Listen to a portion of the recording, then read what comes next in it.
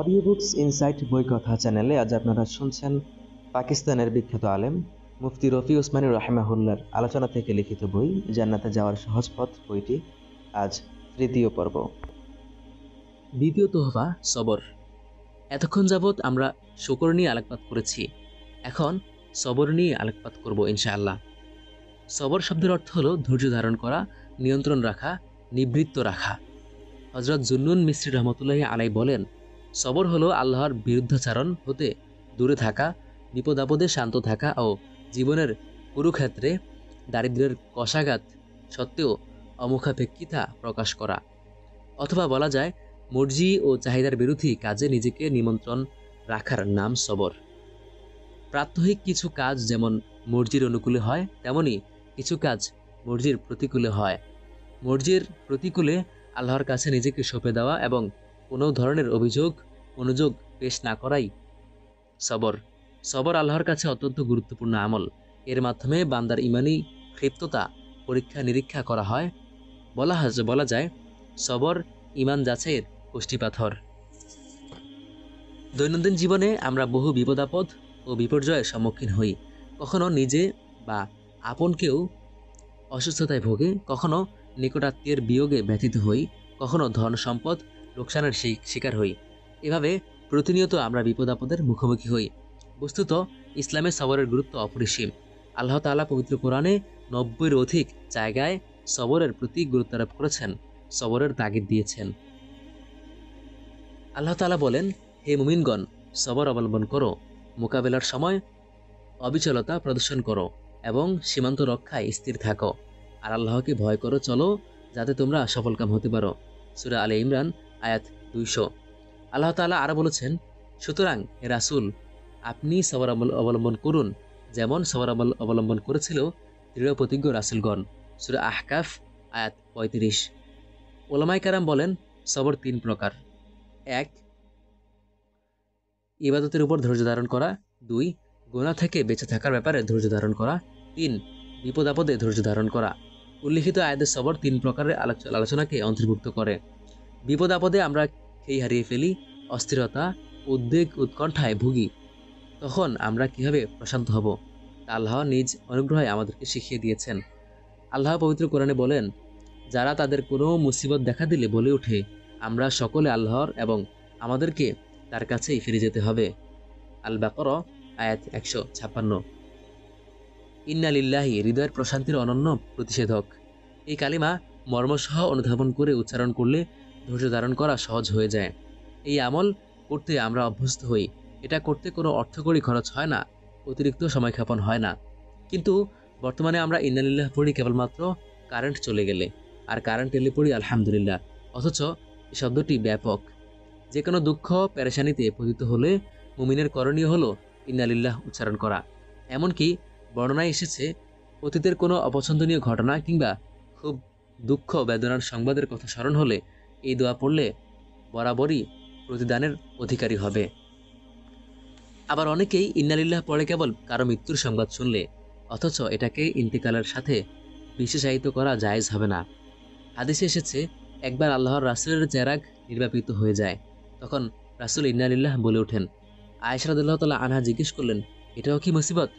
প্রত্যুত্তরে রাসূল সাল্লাল্লাহু আলাইহি ওয়াসাল্লাম বললেন, হ্যাঁ, যা মানুষকে কষ্টে নিপাতিত করে তাই মুসিবত, আর প্রত্যেক মুসিবতে সওয়াবের প্রতিদান রয়েছে।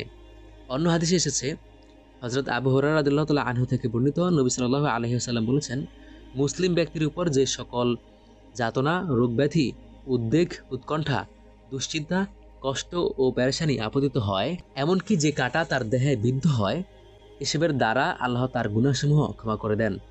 এ প্রসঙ্গে হযরত হাজী ইমদাদুল্লাহ মুহাজিরে মাক্কি রহমতুল্লাহি আলাইহি এর ঘটনা উল্লেখযোগ্য। একদিন তিনি নসিহত করতে গিয়ে বলেছিলেন, রোগ ব্যাধিও আল্লাহর এক নিয়ামত। তিনি বিষয়টি ব্যাখ্যা করে বোঝাচ্ছিলেন, ঠিক এই মুহূর্তে এক অসুস্থ ব্যক্তির পক্ষ থেকে দোয়া চাওয়া হলো যেন আল্লাহ তাআলা তাকে আরোগ্য দান করেন। এবার তিনি কি করবেন? তিনি কি আরোগ্যের জন্য দোয়া করবেন? তবে তো নিয়ামত বিলুপ্তির দোয়া করা হবে। সবাই তাকিয়ে আছে, তিনি কি করেন? কিন্তু আল্লাহওয়ালাদেরকে আল্লাহ তাআলাই পথ দেখান। সঠিক কথা তিনি তাদের অন্তরে ইলহাম করে দেন।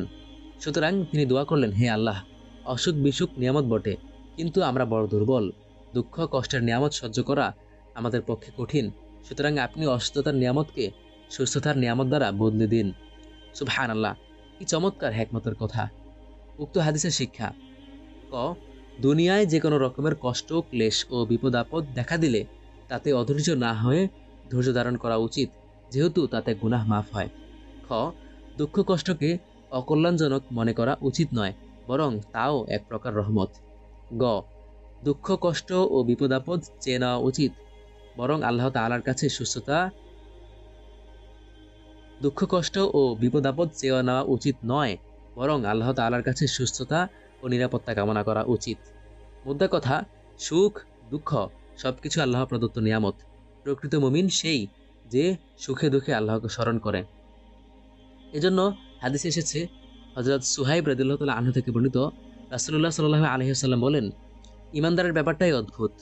বস্তুত ইমানদারের প্রতিটি কাজই তার জন্য মঙ্গলকর, আর এটা একমাত্র মুমিনদের বৈশিষ্ট্য। তার সচ্ছলতা অর্জিত হলে সে শুকর করে, এটা তার জন্য কল্যাণকর। তার উপর কোনো বিপদ এলে সে ধৈর্য ধারণ করে, এটাও তার জন্য কল্যাণকর। মিশকাতুল মাসাবি। মোল্লা নাসিরের চমকপ্রদ ঘটনা। হাদিস প্রসঙ্গে মোল্লা নাসিরের একটা ঘটনা মনে পড়ে গেল। কথিত আছে, তিনি খুব শুভ্র সাফেদ ছিলেন, আর তার সহধর্মিণী ছিলেন কুৎসিত ও কৃষ্ণাঙ্গ। একদিন তার স্ত্রীকে লক্ষ্য করে বললেন, আমরা উভয়ই জান্নাতি। বিবি জিজ্ঞেস করলেন, কিভাবে? তিনি উত্তর দিলেন, যখন তুমি আমাকে দেখো খুব শুকরিয়া আদায় করো, কারণ তুমি আমার মতো একজন সুদর্শন স্বামী পেয়ে ধন্য হয়েছ। আর যখন আমি তোমাকে দেখি ধৈর্য ধারণ করি। সাবির আর শাকির উভয়ই জান্নাতি। সবরের উপকারিতা। কোনো বিপদাপদ ও মুসিবত পতিত হলে ধৈর্য ধারণ করা উচিত, কেননা ধৈর্য ধারণকারী সাথে আল্লাহ তাআলা রয়েছেন। আল্লাহ তাআলা বলেন, নিশ্চয়ই আল্লাহ ধৈর্য ধারণকারীর সাথে রয়েছেন। সূরা বাকারা আয়াত 153। যারা মুসিবতে ইন্নালিল্লাহ পড়ে তাদের ব্যাপারে কোরআন বলে, এরাই তারা যাদের প্রতি তাদের প্রতিপালকের পক্ষ থেকে বিশ্বাস, করুণা ও দয়া রয়েছে, এবং এরাই আছে হেদায়েতের উপর। সূরা বাকারা আয়াত 157। অনুরূপ সন্তান হারা হয়ে মুসিবতে ধৈর্য ধারণ করলে তাদের জন্য রয়েছে উত্তম বিনিময়। হাদিস এসেছে, হযরত আবু মুসা আশআরী রাদিয়াল্লাহু তাআলা আনহু বলেন, রাসূলুল্লাহ সাল্লাল্লাহু আলাইহি ওয়াসাল্লাম বলেছেন, যখন কোনো বান্দার সন্তানের মৃত্যু হয় তখন আল্লাহ তার ফেরেশতাগণকে বলেন, তোমরা আমার বান্দার সন্তানকে নিয়ে নিয়েছ? তারা বললেন, হ্যাঁ। তখন তিনি বলেন, তোমরা তার হৃদয়ের টুকরাকে নিয়ে নিয়েছ? তারা বললেন, হ্যাঁ। তিনি বললেন, আমার বান্দা কি বলল? তারা বললেন, সে আপনার প্রশংসা করেছে এবং ইন্নালিল্লাহি পাঠ করেছে। তখন আল্লাহ বলেন, তোমরা আমার বান্দার জন্য জান্নাতে একটা বাড়ি তৈরি করো এবং বাড়িটির নাম রাখো প্রশংসার বাড়ি। সুনানে তিরমিজি। খোলাসা কথা হলো, বান্দা যখন মুসিবতে ধৈর্য ধারণ করে এবং ইন্নালিল্লাহ পড়ে, তখন সে অনাবিল এক স্নিগ্ধ প্রশান্তি লাভ করে। আল্লাহ প্রদত্ত করুণা তাকে বেষ্টন করে নেয়। আমি শপথ করে বলছি, কোনো ব্যক্তি যদি উল্লেখিত 4 তহবা অনুযায়ী নিজের জীবন পরিচালনা করে, আল্লাহর দয়া ও করুণা তার জন্য আশ্রয়স্থল হবে। তার জীবনে কোনো ধরনের বিপদ, বিষাদ, বেদনা ও গ্লানি থাকবে না। এই আমলের কারণে জীবনের ধৈর্য, অবিচলতা, গাম্ভীর্য ও আত্মমর্যাদা বোধ অর্জিত হবে। যে কোনো বিপদাপদ, বন্ধুর ও দুর্গম পথ পাড়ি দিতে সক্ষমতা লাভ করবে। আল্লাহর ফয়সালায় সন্তুষ্ট থাকার তৌফিক হবে। এটাই তো ইবাদত বন্দিগির উচ্চ শেখর। প্রিয় শ্রোতা, এতক্ষণ শুনছিলেন মুফতি রফি উসমানী রাহিমাহুল্লাহর আলোচনা থেকে লিখিত বই জান্নাতে যাওয়ার সহজ পথ বইটির 3য় পর্ব।